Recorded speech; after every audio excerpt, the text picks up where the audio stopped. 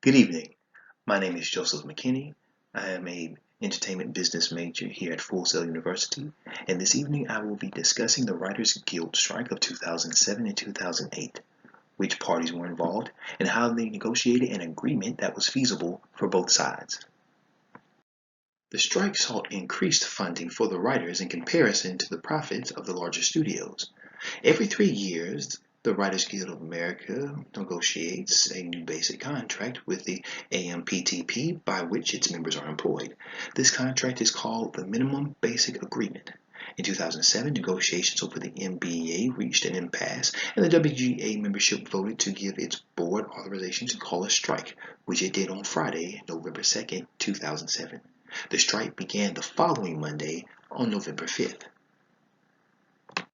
From November 5th, 2007 to February 12th, 2008, all 12,000 film and television screenwriters of the American Labor Union's Writers Guild of America East, or WGAE, and Writers Guild of America West, WGAW, went on strike. The guilds were on strike for 14 weeks and 2 days.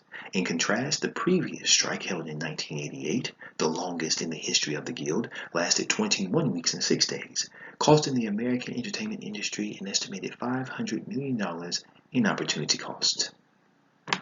This strike was targeted at the Alliance of Motion Picture and Television Producers, or AMPTP, a trade organization representing the interests of 397 American film and television producers. The most influential of these are 11 corporations: CBS, MGM, NBC Universal, The Weinstein Company, Lionsgate, News Corp, Fox, Paramount Pictures, Anchor Bay, Liberty Media, Stars, Sony Pictures, The Walt Disney Company, and Warner Brothers. WGA members argue that a writer's residuals are a necessary part of a writer's income that is typically relied upon during periods of unemployment common in the writing industry. The WGA requested a doubling of the residual rate for DVD sales, which would result in a residual of up to 0.6%, up from 0.3% per DVD sold. The AMPTP, however, maintained that studios' DVD income was necessary to offset rising production and marketing costs. They further insisted that the current DVD formula, 0.3%, be applied to residuals in other digital media, an area which was also contested by the Writers Guild. The final negotiations between the WGA and AMPTP before the WGA's contracts expired on October 31st, 2007, began on October 25th, but the talks broke down due to the issues surrounding new media royalties. After the contracts expired, the WGAW held a meeting at the Los Angeles Convention Center, which was attended by 3,000 WGAW members, and the negotiating committee formally recommended a strike, after which the WGAE and the WGAW officially announced that the strike would begin at 12:01 a.m. on November 5th. In a last-ditch conciliation to try to avoid the strike, the WGA temporarily withdrew its DVD proposal on November 4th, but the company still insisted on a lack of residual for new media, and the talks subsequently broke down, with both sides accusing the other of walking out. Thus, on November 5th, nearly 3,000 WGAW members, plus additional SAG and Teamster members, picketed or refused to cross the picket lines at 14 targeted studios in Los Angeles, and many more Writers Guild of America East picketers marched in locations in New York, including Rockefeller Center. The picket lines continued, along with various rallies throughout the strike period in both cities.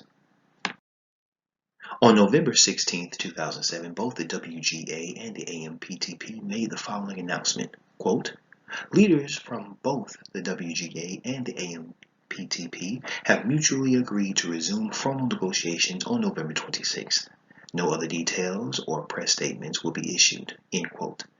The AMPTP then submitted a new proposal to the WGA on November 29, 2007, reportedly worth an additional $130 million in compensation. The WGA reported that it did not understand how the $130 million figure had been calculated, but it was pleased that AMPTP was proposing figures in that range. Both sides agreed to a 4-day recess at the WGA's request.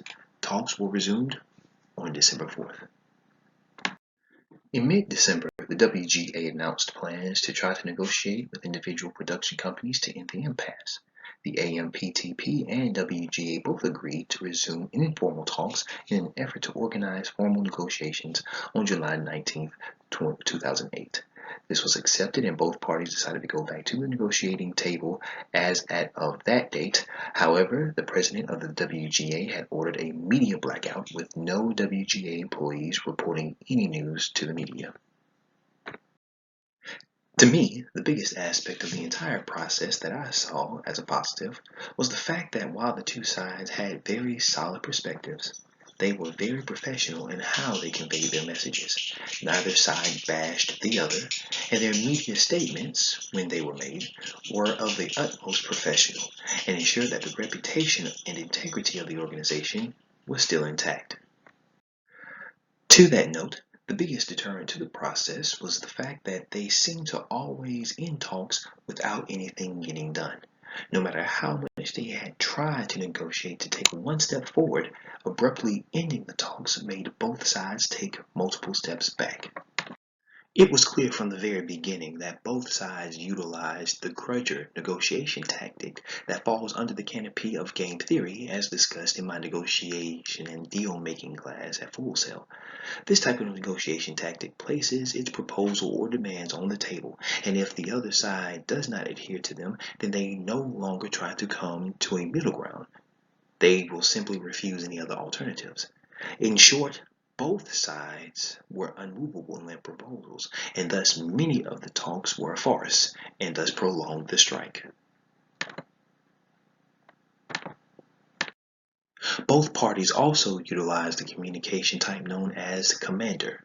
This style is completely authoritative, does not yield to suggestions from others, and maintains that their solution, and no one else's, is the best solution outright. Had both organizations simply used either the thinker communication type or inspirer communication type, there would have been smoother negotiations that would result in a quicker resolution. The thinker communication type uses the information at hand to make logical decisions, and the inspirer uses emotion to pull negotiations to a mutual agreement. On November 19, 2008, the Writers Guild of America announced that they were filing arbitration against the AMPTP for not honoring the agreement that ended the strike. The matter was resolved with WGA and AMPTP, and a new agreement took place on May 2, 2011. Since these two organizations had worked with each other so well in the past, I have no doubt that they will continue to foster good working relationships.